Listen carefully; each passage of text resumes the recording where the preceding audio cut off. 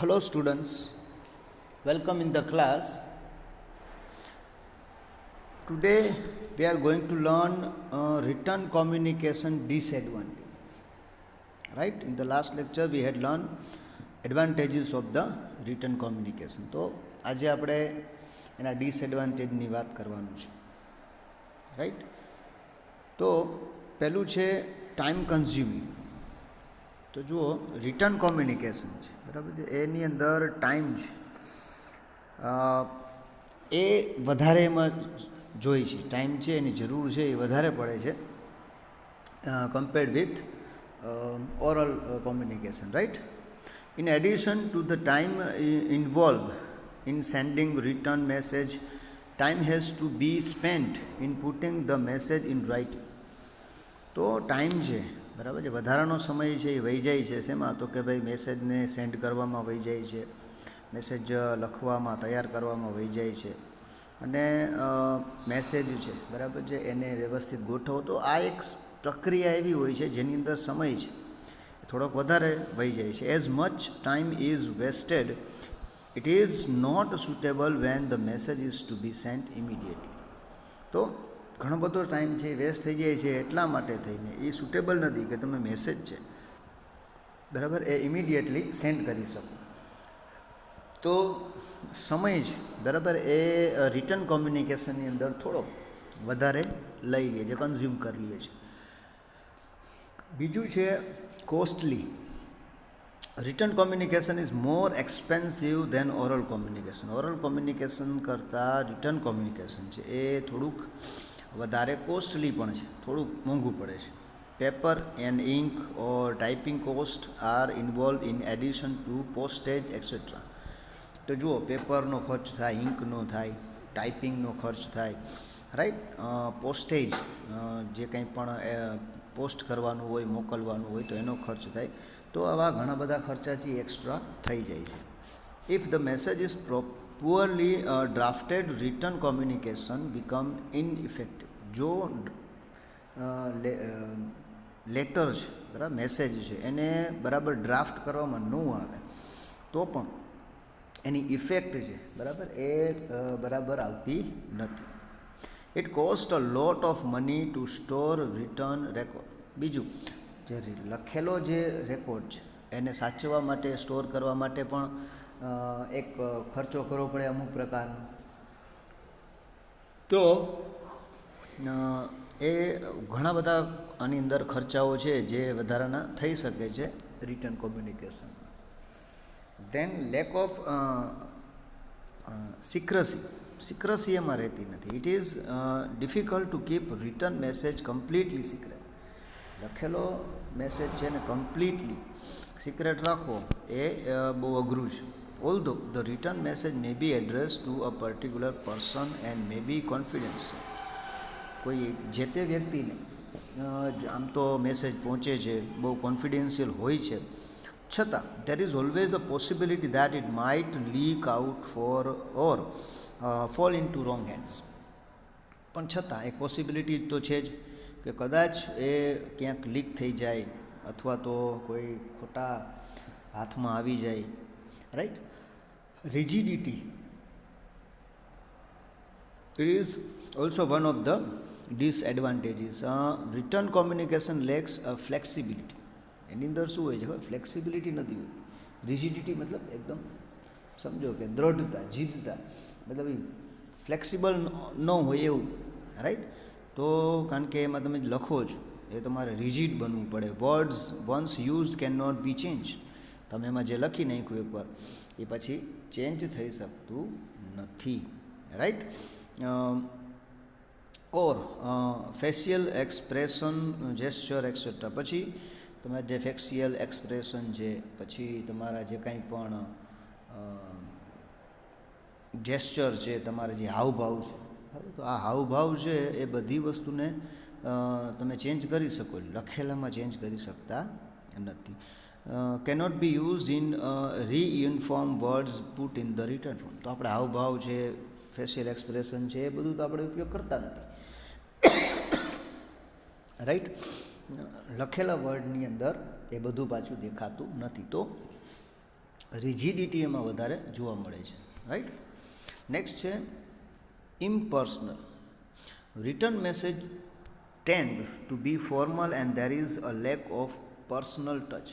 તો return letter છે બરાબર એ ટેન્ડ ટુ બી ફોર્મલ, એકદમ ફોર્મલ હોય છે બરાબર. જે there is a lack of personal touch, એમાં પર્સનલ ટચ હોતું નથી, તો આપણે જાણીએ છીએ, રાઈટ. ઇમ્પર્સનલ છે.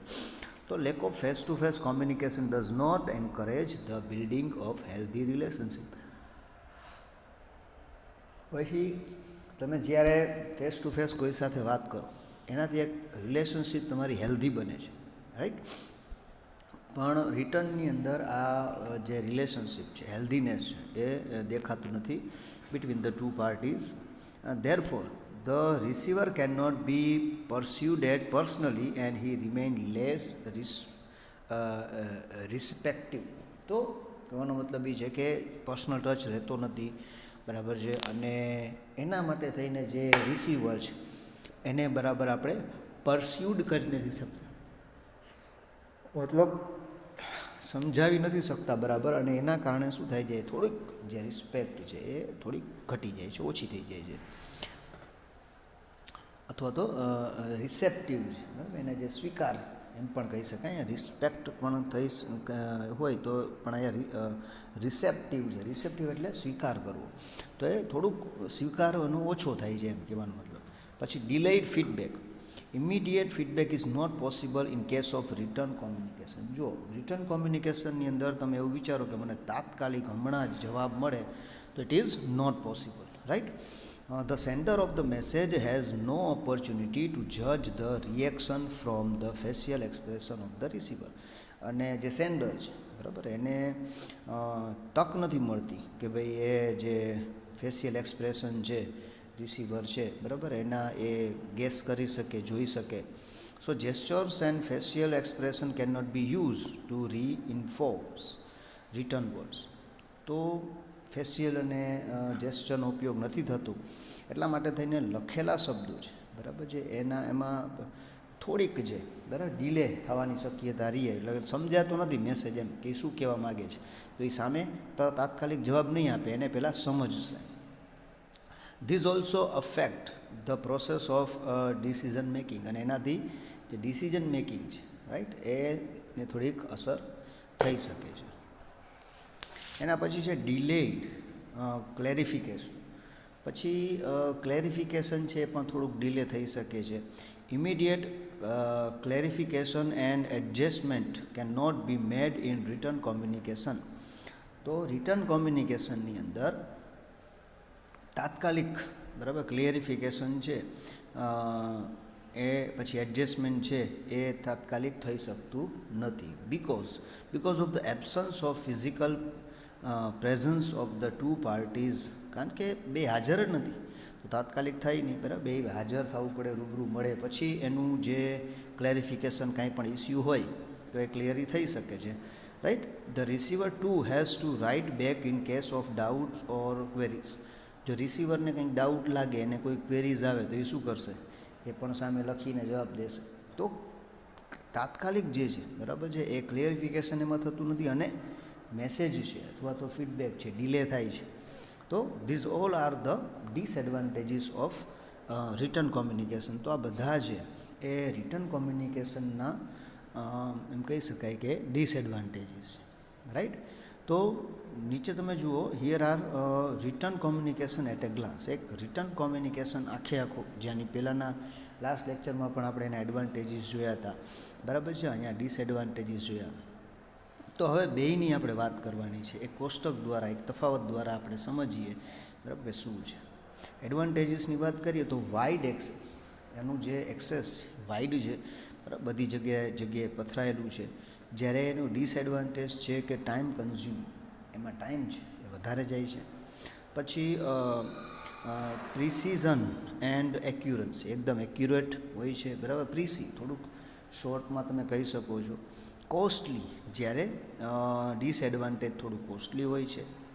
પછી રિપીટેડ રેફરન્સીસ, પછી એડવાન્ટેજીસ એ છે કે તમે જે રેફરન્સ એ એક વધુ ને વધુ તમે આપી શકો છો બરાબર, કે ભાઈ લખેલું હોય તો એમાં તમે રેફરન્સીસ બીજા વધારે આપી શકો, લખી શકો. જ્યારે લેક ઓફ સિક્રસી, એની અંદર સિક્રેટી નથી હોઈ શકતી, એક ગમે ત્યારે એ લીક થઈ જવાની શક્યતા રહે છે.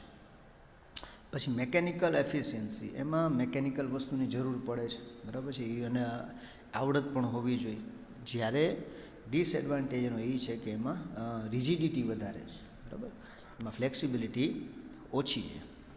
પછી એઇડ કંટ્રોલ, બરાબર, એઇડ્સ ઉપર તમે કંટ્રોલ કરી શકો છો. This is also a benefit or advantage. જ્યારે ઇમ્પર્સનલ, ડિસએડવાન્ટેજ છે કે એ ઇમ્પર્સનલ છે. પરમેનન્ટ રેકોર્ડ એનો રાખી શકો છો, બરાબર, રિટર્ન કોમ્યુનિકેશનનો. તો this is one of the advantages. And delayed feedback, જ્યારે ડિલેડ એનો જે ફીડબેક છે ડિલે થઈ શકે છે, it is disadvantages. Legal evidence, તમે કોઈ લોની અંદર કોઈ ડિસ્પ્યુટ થાય તો તમે એને લીગલ એવિડન્સ તરીકે એનો ઉપયોગ કરી શકો છો. જ્યારે ડિલેડ ક્લેરિફિકેશન, એનું ડિસએડવાન્ટેજ એવું કહી શકાય કે એની અંદર જે ક્લેરિફિકેશન છે એ મોડું આવે છે. પછી લેન્ધી મેસેજ, એની અંદર તમે લેન્ધી મેસેજ લખી શકો છો, એ એક ફાયદો છે કે મોટા મોટા મેસેજ તમે લખી શકો. જ્યારે ઓરલ જે વાતચીત કરતા હો તમે, વધારે બહુ મોટું આપણે ન બોલી શકીએ, કારણ કે એનાથી કન્ફ્યુઝન થઈ જાય, રાઈટ. અને ફિક્સ્ડ રિસ્પોન્સિબિલિટી, એનો બીજો ફાયદો એ છે કે રિસ્પોન્સિબિલિટી ફિક્સ થઈ જાય. તમે લખીને એને દીધું છે એટલે એનું ખબર પડી જાય કે આ વ્યક્તિ આ કામ છે, આમ છે, રાઈટ. પછી કન્વિનિયન્સ, તો રિટર્ન મેસેજનો એક મોટો ફાયદો એ છે કે કન્વિનિયન્સ, તમારી અથવા તો રિસીવરની અથવા તો સેન્ડર બેયની પોતપોતાની કન્વિનિયન્સ પ્રમાણે એ મેસેજ લખી શકે છે, વાંચી શકે છે, ફીડબેક આપી શકે છે, રાઈટ.